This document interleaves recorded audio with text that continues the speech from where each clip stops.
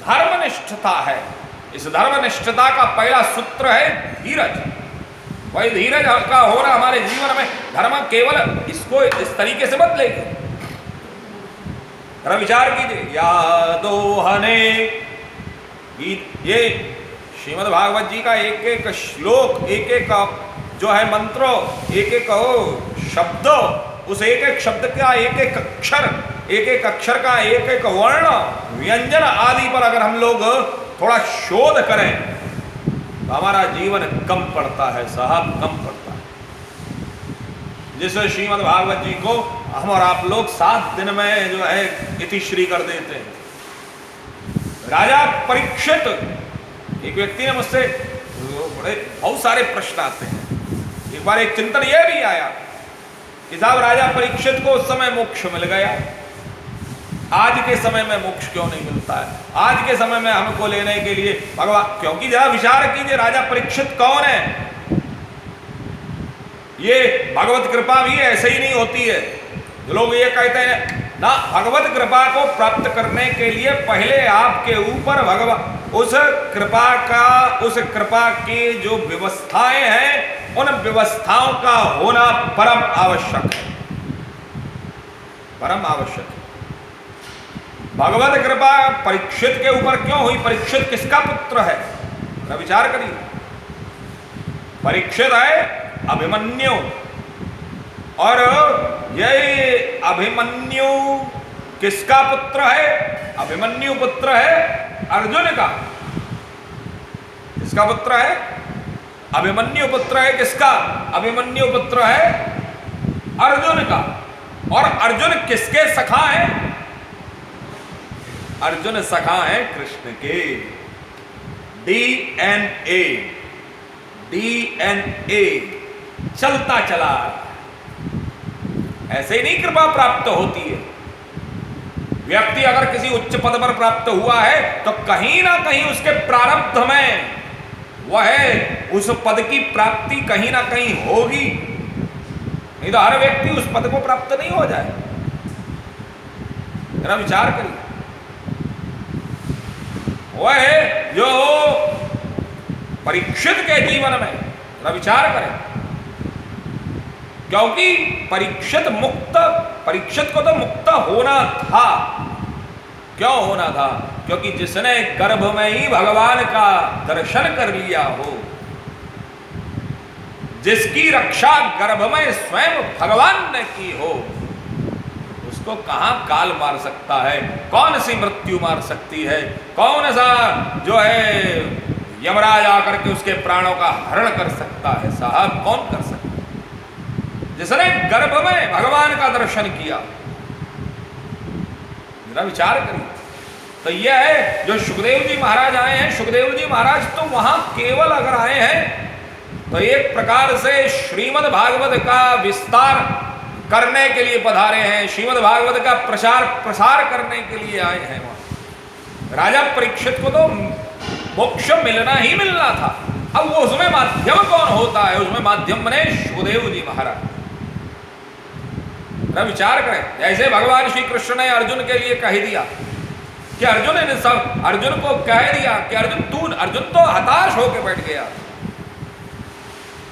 अर्जुन तो निराश होकर के युद्ध में बैठ चुका था, लेकिन भगवान ने उस समय कहा अर्जुन तू नहीं मारेगा तो ये तो मरेंगे, इनकी मृत्यु तय है। ये कुरुक्षेत्र की इस भूमि पर जितने लोग आए हैं, जितने इस युद्ध में एकत्र हुए हैं, इन सबकी मृत्यु तय है। ये मरेंगे, इतना निश्चित कर ले, ये मर चुके हैं। और ये भगवान ने जब अपना विराट स्वरूप दिखाया, विराट स्वरूप, और विराट स्वरूप में अर्जुन ने देखा है कि जितना भी उस कुरुक्षेत्र में जो कौरव इत्यादि जो लोग हैं, वही सब लोग भगवान के काल मुख में समा रहे हैं। उस विराट स्वरूप को देख करके अर्जुन भयभीत हो गया। अर्जुन भयभीत हो गया और अर्जुन ने डर करके, भयभीत हो करके अपने नेत्रों को बंद, जिसमें कि नेत्र उसके कोई साधारण नेत्र नहीं है, उसके नेत्र दिव्य नेत्र हैं, दिव्य नेत्र हैं। और उन दिव्य नेत्रों से भी भगवान के उस विराट स्वरूप का दर्शन नहीं कर सकते, जिसमें भयानक दाड़ें निकली हुई है, भयानकता छाई हुई है, सर हर जगह विध्वंस हो रहा है, हर जगह बीभत्स दृश्य है, हर जगह भयानकता है, हर जगह भयावह जो है डरावनापन है, लाशों का अंबार दिखाई दे रहा है, शव ही शव दिखाई दे रहे हैं। और उस समय अर्जुन ने भयभीत हो करके नेत्रों को बंद कर लिया। तो भगवान ने स्पष्ट कहा, और केवल कहा नहीं, दर्शन कराया कि मारे जा चुके हैं। ये जो हम और आप लोगों को जो यश की इत्यादि की जो प्राप्ति होती है, जरा विचार करिए, ये हमारे कर्मों में निर्धारीकरण है, हमारे कर्म ने हमको निर्धारित कर दिया है। अब वो बात अलग है, कर्म ने व्यवस्था बना करके रख दी है कि आपको हर चीज की उपलब्धता। अब इसमें एक व्यक्ति ने बड़ा सुंदर प्रश्न करे, मन में चिंतन और शंका प्रारंभ होती है कि अगर सब कुछ है तो फिर हमें जो है वो कर्म करने की आवश्यकता क्या है? नहीं, कर्म करने की आवश्यकता यह है कि उसने हर चीज आपके लिए उपलब्ध करा दी है, उसने हर वस्तु आपके लिए रख दी है, उसने हर चीज आपको ला करके रख दी। अब केवल आपको वह जो चीज उपलब्ध है उस उपलब्धता को एक स्वर्णिम अवसर में बदलना है, एक स्वर्णिम अवसर में बदलना। और यह अवसर सबके जीवन में आता है, ये ऐसा नहीं है, ये जीवन में सबके में आता है। हर व्यक्ति को यह स्वर्णिम अवसर प्राप्त होता है, हर व्यक्ति को उस मुकाम पर पहुंचने का अवसर प्राप्त होता है, हर व्यक्ति उस प्रगति, उन्नति और प्रशस्ति के उस मुकाम तक पहुंचता है, उस मार्ग तक पहुंचता है। वो बात अलग है कि 10 में से 8 लोग उस सीढ़ी को छोड़ देते हैं या उस रास्ते पर चलते चलते कर्म करना छोड़ देते हैं, जिसके कारण से वह वहां तक नहीं पहुंच पाता, इसके कारण से वो वहां तक नहीं पहुंच पाता। ऐसा नहीं है, हर व्यक्ति के जीवन वो सबको क्योंकि उसके यहां पर पक्षपात नहीं है। अगर ईश्वर मुझे प्रेम ज्यादा करे और आपको कम करे, साहब क्षमा कीजिएगा, ये तो पक्षपाती ईश्वर हो गया। वह ईश्वर जितना प्रेम राम से करता है वह उतना ही प्रेम रावण से भी करता है। उसके यहां पर कोई किसी प्रकार का पक्षपात नहीं है, क्या वो ये कहीं नहीं साहब रावण से कम है या राम से ज्यादा, ना।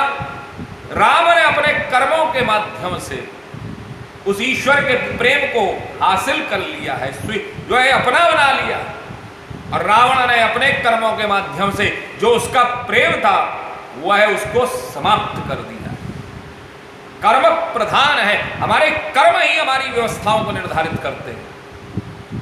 और यह कर्म करते हुए धर्म का बड़ा सुंदर सूत्र है कि कर्म करते रहिए जीवन धीरज को धारण करिए। धर्म का बड़ा सुंदर सूत्र है पहला, धृति क्षमा दमोस्ते। और गोपियां क्या कर रही हैं, विचार करिए। भगवान श्री कृष्ण चले गए हैं, और भगवान श्री कृष्ण जो चले गए हैं वह गोपियां क्या कर रही हैं कि दोहन कर रही हैं। जो उनका मूल प्राण तत्व है, जो गोपियों का जो मूल आधार है, वह ब्रज को छोड़ करके चला गया है। तो गोपियां धीरज को धारण करे हुए, धीरज को धारण करे।